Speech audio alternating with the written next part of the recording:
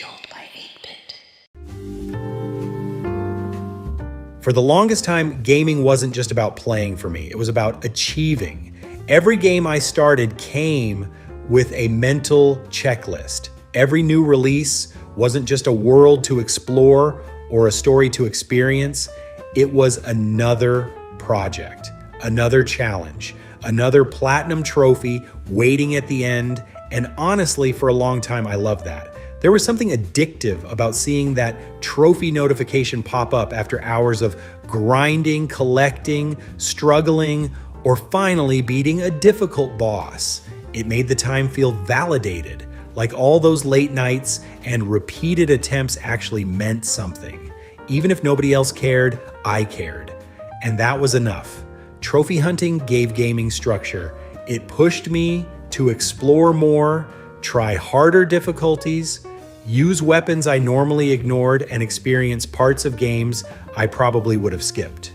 In some ways, trophies actually made me appreciate certain games more, but over time, something changed. The thing that once made gaming more exciting slowly started making it feel like work.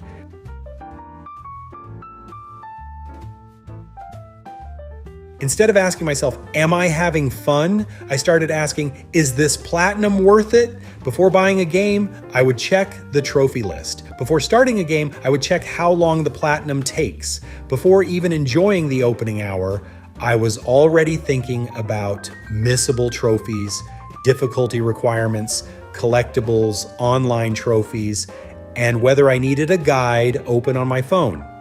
And once you start playing games like that, it is hard to stop. A game could look amazing. It could have great reviews. It could be exactly the kind of game I usually enjoy. But if the trophy list looked annoying, I would hesitate. If it had online trophies, I would hesitate. If it had hundreds of collectibles, I would hesitate. If it required multiple playthroughs for no real reason, I would hesitate. Suddenly, gaming was not only about what I wanted to play anymore, it became about what was worth playing from a completion perspective. And I know that sounds ridiculous when I say it out loud, but if you have ever been deep into trophy or achievement hunting, you probably understand exactly what I mean. There is this pressure that builds up. You do not want to start something unless you know you can finish it. You do not want an incomplete trophy list sitting on your profile forever. You do not want to see a game stuck at 12% because you tried it for fun and moved on. So instead of experimenting, you become selective. Instead of playing freely, you start calculating. And for the past few years, that was basically my relationship with gaming. I was not just playing games, I was managing them.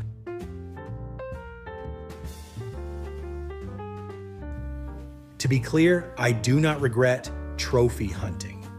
There are platinums I am genuinely proud of. Games that tested my patience, my skill, and my commitment. There were moments where getting that final trophy felt like crossing a finish line. That feeling of accomplishment was real. And I still think trophies and achievements can be great. A good trophy list can make you engage with a game in a deeper way. It can push you to master mechanics.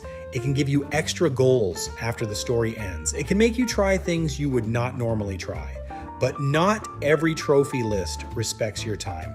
Some games ask you to collect way too many things. Some make you repeat the same activity over and over. Some force you into dead multiplayer modes. Some lock trophies behind difficulty modes that are not even fun, and some trophies feel like they exist only to stretch playtime, not to make the experience better. At some point, I started asking myself a question. Am I doing this because I enjoy it? Or am I doing this because I do not want to leave the game unfinished? That question stayed in the back of my mind for a while. Then I bought a Switch 2, and weirdly enough, that changed everything.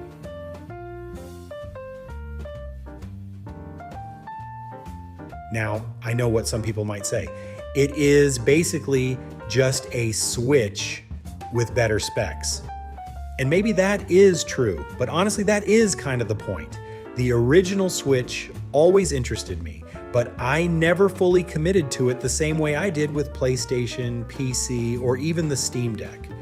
And one of the biggest reasons was simple. It did not have a proper trophy or achievement system. For someone who was deep into achievement hunting, that mattered. I used to look at third-party games on Switch and think, why would I play it here? If I could play the same game on PS5 and earn trophies, or on PC and unlock achievements, then playing it on Switch felt like I was wasting that time somehow. Not because the game itself was worse, but because there was no permanent badge at the end, no platinum, no achievement list, no profile percentage going up, no digital proof that I had completed everything, so I ignored a lot of games on Nintendo platforms.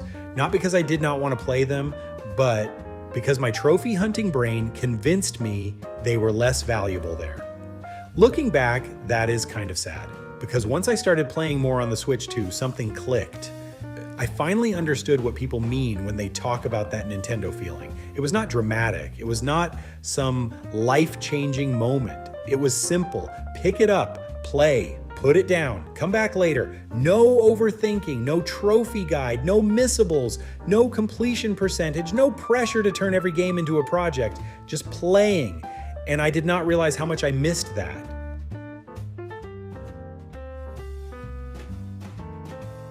The Switch 2 made gaming feel easy again.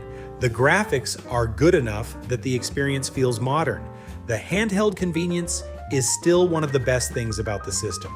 The interface is simple, the games are quick to jump into, everything feels focused. And yes, the Steam Deck can do a lot of similar things. In some ways, it can do even more. But the Switch 2 feels different to me. It feels less like a device where I manage a library, settings, performance, and achievements. It feels more like a device that just wants me to play. And then there are the Nintendo exclusives. That is where it really hit me. With the extra power of the Switch 2, Nintendo games feel more exciting to me now. And because there are no trophies attached, I approach them differently. I am not asking, how long does the platinum take? I am not looking up a roadmap. I am not worried about missing something early that will ruin my completion later.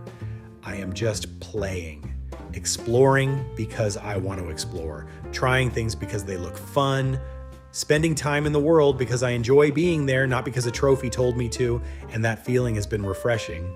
It reminded me of how I used to play games years ago, before everything became tied to progress bars, achievement lists, and completion percentages. Back then, finishing a game did not need to be validated by a trophy. Spending 50 hours in a game did not need to result in a platinum. You played because the game pulled you in. You replayed levels because they were fun. You searched for secrets because you were curious. That is the feeling the Switch 2 brought back for me.